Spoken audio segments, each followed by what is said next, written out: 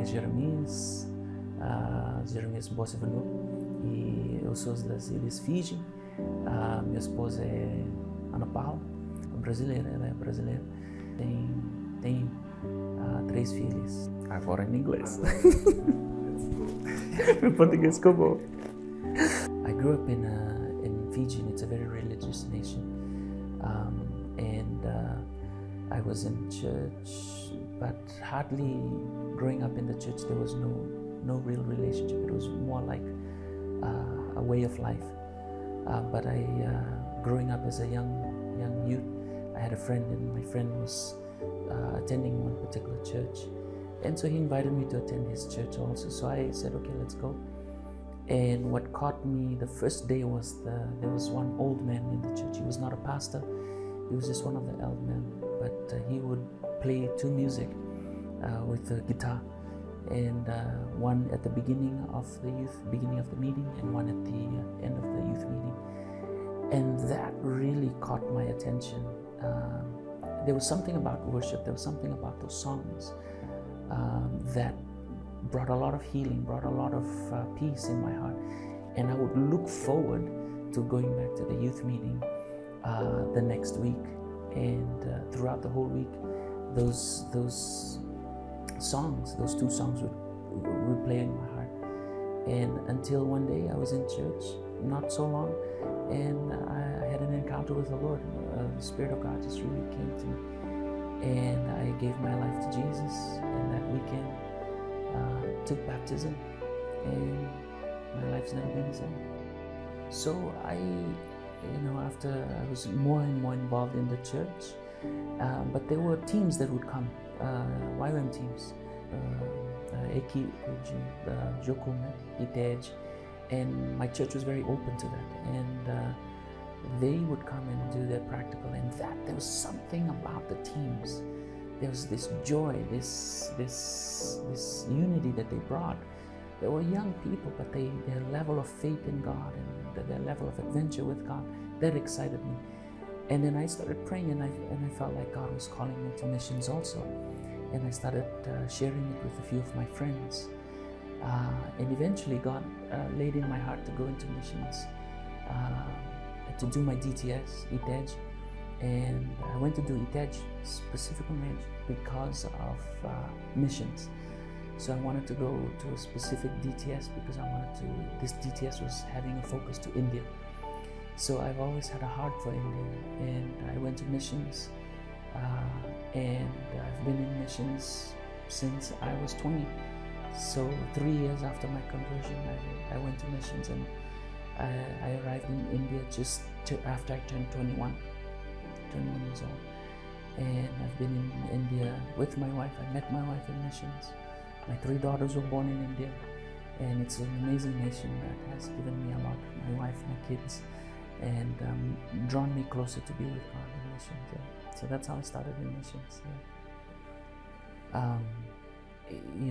Being a missionary is not that easy, because you're always constantly, one of the challenges is language.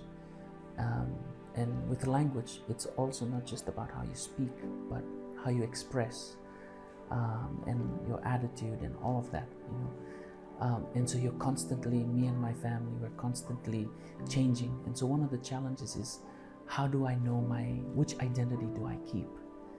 Do I keep my Fijian identity? Do I keep my Brazilian identity? Do I keep my Indian identity? And so this you're always in a limbo, like something that you do in Brazil, you don't do in India. Some things that you do in India, you don't do in Fiji, or in Brazil, or in other, And so this thing about culture and language is one of the most challenging. But it is exciting. It is a blessing. I get to meet a lot of people. I get to eat, speak, learn so much more. And when you travel, it's the best school. We learn a lot more things when we travel. But one of the challenges, the other challenges are also to do with finances, especially in YWAM. I have 3 daughters. I have a wife, I have a family. So apart from just trying to support ministry, it's also trying to look after my own family. And then when you're in nations where poverty is really, really bad, you always feel like there's not a lot that I can do.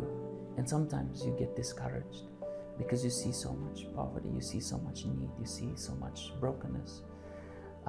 And that's a challenge where I have to keep on asking God, enlarge, make my heart big, because of so much emotions, so much hardship that I see on a day-to-day life. I think those are the two challenges of language and culture, but also just living in a situation where you have to be like the people. You have to abandon who you are. If you do not and try to assimilate yourself with people, it's very difficult for you to do ministry. It's very difficult for people to hear the gospel, and not only hear but accept Jesus as their Lord and Savior, unless and until I abandon my identity, my culture, my language, and my way, and adopt theirs. So this constant change, in terms of finances, constant traveling. I think finances is needed, but it's not the main thing. One of the things that, the third thing that I struggle with also is it's hard for me to communicate with people because of security reasons, and like I am only able to meet with people when I'm face to face with them. So communicating, writing newsletters is very difficult. So a lot of people don't know what's going on, and so a lot of people don't know email or write or call. So that's one thing that I struggle with, that the church or the Christians, they don't come over, hey, we don't need your money, we just need you to look after me. Sometimes I think people want me because of my teachings, but they don't want to get to know me, Jeremiah. What are my struggles? What are my challenges? So cuidado, looking after missionaries, and so that's one of the challenges. Finances is there, language and culture, but always this constant change. But in all of it, God is good. God's been faithful. I think that's that, and always having to have the heart to be a learner.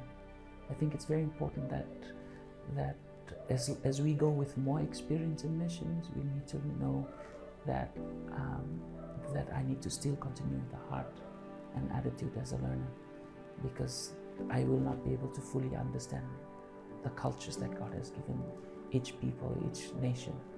So I have to constantly come with that heart, especially when we've been in missions for too long, a lot of experience. So yeah, I think this, but it's an amazing adventure. It's meeting people, eating and experiencing culture, things that my daughters are so rich. They're so rich in the sense where they know a lot of things. They know how to travel. They know how to, they experience food, traveling, and so many things that you only read and hear about. And so that's one of the things about missions, that it has, as much as I've blessed and I've given to the nations is actually blessed and given more to me. And my life is so much fun, so much adventure, and that's been a blessing with me and my girls and my wife.